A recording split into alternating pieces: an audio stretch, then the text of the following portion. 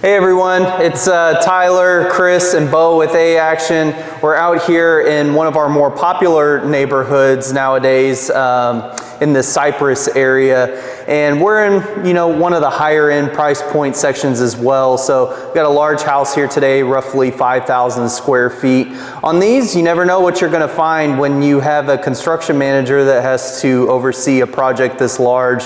It's easy for things in, corners, nooks and crannies here and there to get missed. So looking for any sort of water damage or things that got missed by contractors. So we'll see what holds for us here today. All right, the first thing that we typically do on these builds is we do a first pass on the inside just to try to see what sticks out to us.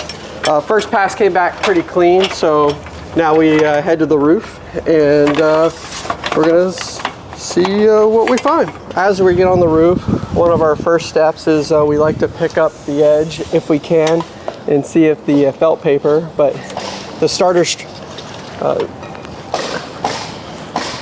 strip's installed really well here, so we can't pick it up, which is also good.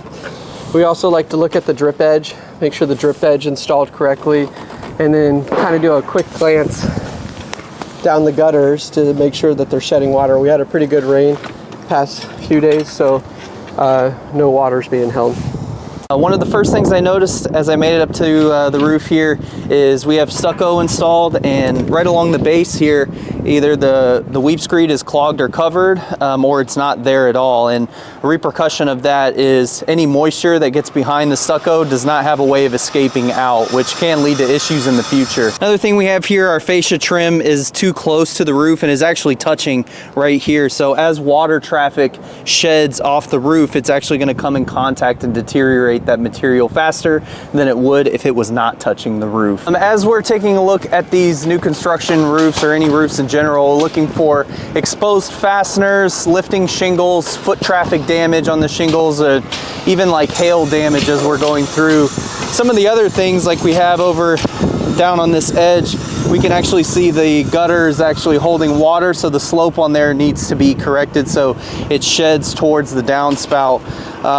Over this way, down here we have a plumbing boot where it has been installed cupped downward. So over time, as that seal wears out between the boot and the vent pipe, water is actually going to be guided towards that seal. We want it to be more so dome shaped so that it deflects water correctly. Now that we're done with the roof, the next thing that we always do is kind of do a close pass of the outside and then a wide pass.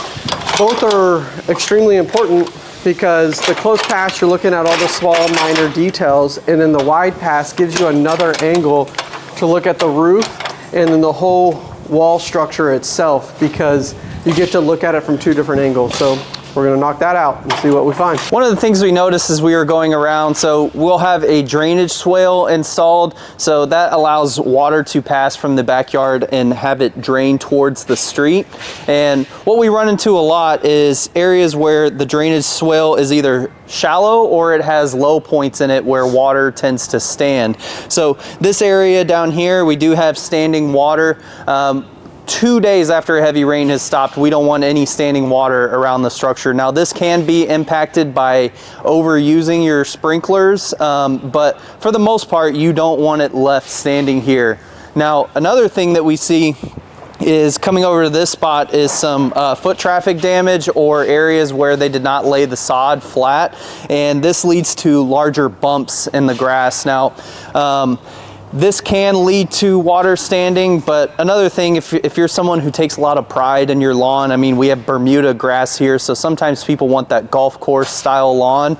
If this was left this way, eventually the grass would fill in and you wouldn't see the bumps anymore, but if you were trying to cut it real low, then you're actually gonna scrape the bottom, or if you're just cutting it like a normal person maintains their lawn, then you can leave ruts from running your lawnmower through here. So ideally, flattening and pressing this out will help with that in the future. You're looking at the exterior of the structure, especially during your far pass.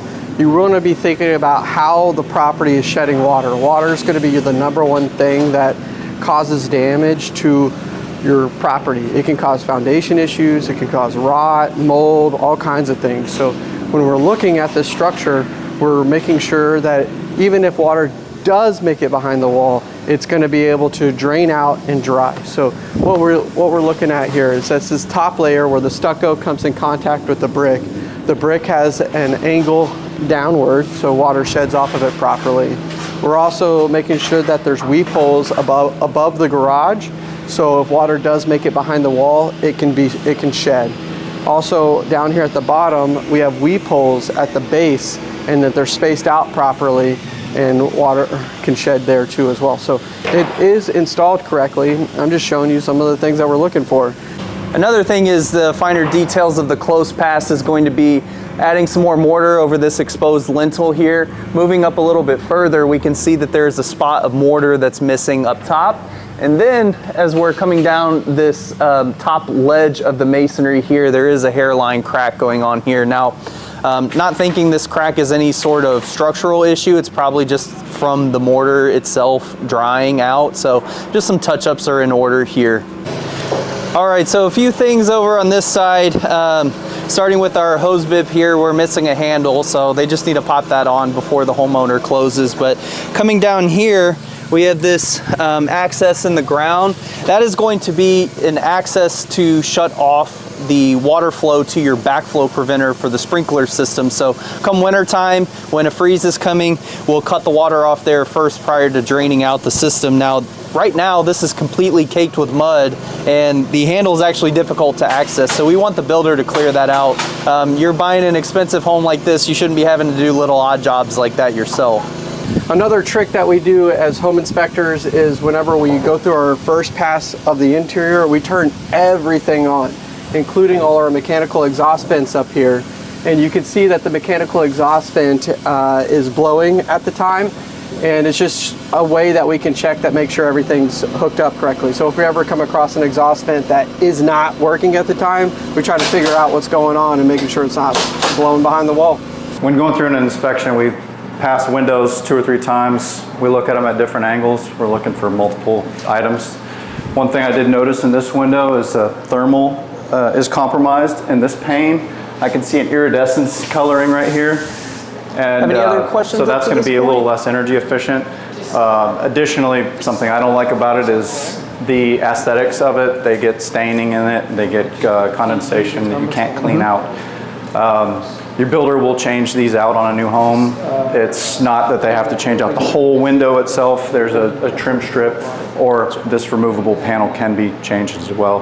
So it's not an extensive process. Now that we're in the attic, one of the things that we're going to look at is the installation of the ductwork. So overall, they did a pretty good job on this. One thing I am going to point out though is this section of duct over here is resting on the insulation. So we want them suspended off of the insulation and floor decking, and we also want them separated out from one another. Another thing that we're looking at, so while we have our ducts straight, we also want to make sure that the areas that they turn, that they're not turning too sharply. So when a duct turns, we want to have the same size diameter duct be able to fit through that turn. Anything tighter than that, you can actually cut off some of the airflow, so you're going to lose efficiency on that.